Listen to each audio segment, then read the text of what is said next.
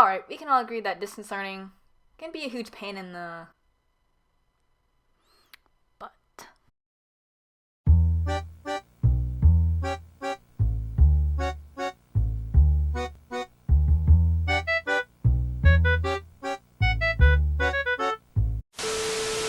Hello, my name is Jessica and I'm your average 8th grade avid student who, like most of you watching, is spending most of the school year through distance learning, so essentially online school.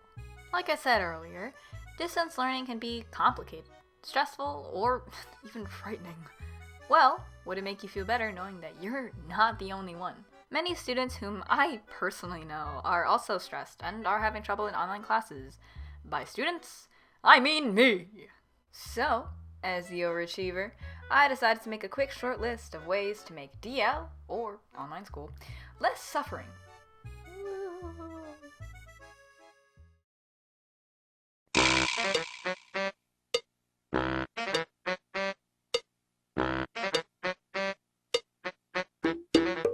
Numero uno, that means one, is having an appropriate desk space.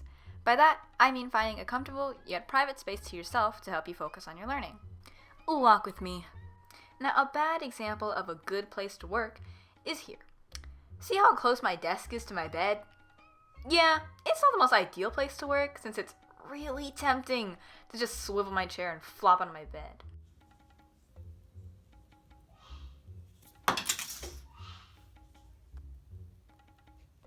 Now here's my brother's room. If you look here, he has one desk for school and one desk for gaming, quite far apart from one another. He would almost have to walk to get to the other side. However, my brother and I are like game freaks, so preferably it's good to go to a separate room to work, mostly a quiet one for you to concentrate.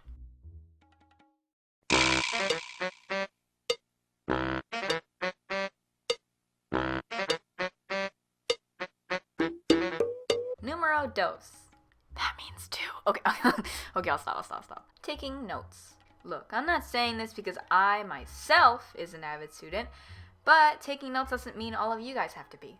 Taking notes during class is not only extremely helpful in the long run, but it can help you stay focused on whatever material your teacher is instructing. I think one thing that keeps students distracted is the fact that there isn't a classroom setting. Obviously, it's just your house, a place you go home to in need for comfort. Taking notes can feel like you're in a classroom, even better if you're pairing that with having a good place to work.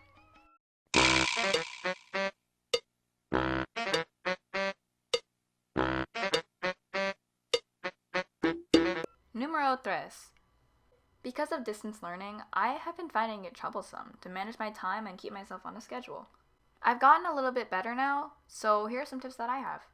First, try to wake up early. I personally wake up around 8 a.m. since classes for me start at 9. So that gives me time to get ready, eat food, and just start my day. Try to imagine online classes as if you were going back to school, except don't actually leave. If you need to change clothes to feel like you're ready to go, then do so. It's actually quite fun to just dress up to look good, even if you're not going anywhere. Use your school schedule as a base or a starting format. Not only is most of your work time already divided and timed out for you, but you can add new activities like working out or time to be creative by yourself. Last tip, patience. Know that it's not easy to follow a routine, but to keep trying is the best way to get into a schedule. My sleeping schedule used to be pretty bad, and because of that, I used to skip meals, which is never good or healthy, so please remember to take care of yourself.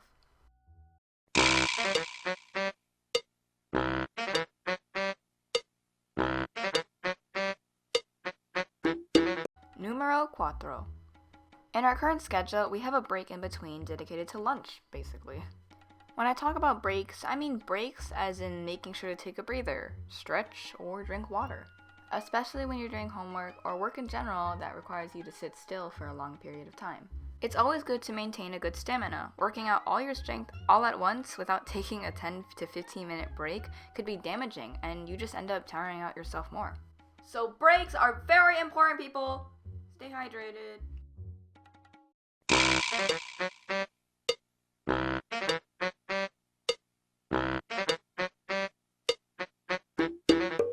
Numero cinco. Personally, I always have to have something in my hand during class or a discussion I'm in. Back when we had in-person school, I would always have my pencil to fidget with. Without it, I tend to just stare into space or start creepily staring at my teacher. But I'd only kept staring at my teacher because I would end up spacing out. It didn't hit me until recently when I realized that having a fidget toy in my hands helps me concentrate more and engage in the class and discussions. So I recommend finding a few fidgets to use during class. It may not be for everyone, but it's worth a try. By the way, here's my fidget. It's a cat! And the ear ripped off.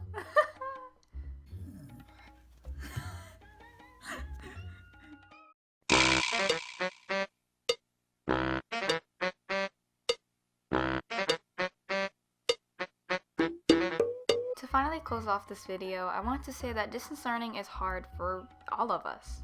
We all have our own different situations and different problems. Some we may not be able to solve just by ourselves. So that is why I encourage all of you to speak to an adult or a teacher you know or may be closest to. Most of the time, you could contact your teacher via email or phone, which could be provided on your school's website. If you feel like you're having trouble at any time during distance learning, feel free to come back to this video and determine which method is best for you. Rather it being finding a place to concentrate, taking notes, following a routine or schedule, remembering to take breaks, or investing in a fidget toy. I hope some of these ways to make distance learning easier works for you, and if not, you're most certainly welcome to come up with your own ways and maybe share it along to other people who may be struggling as well. Remember that there are people here to help you, and things will get better so long as you put in the effort. I believe in all of you. Genuinely.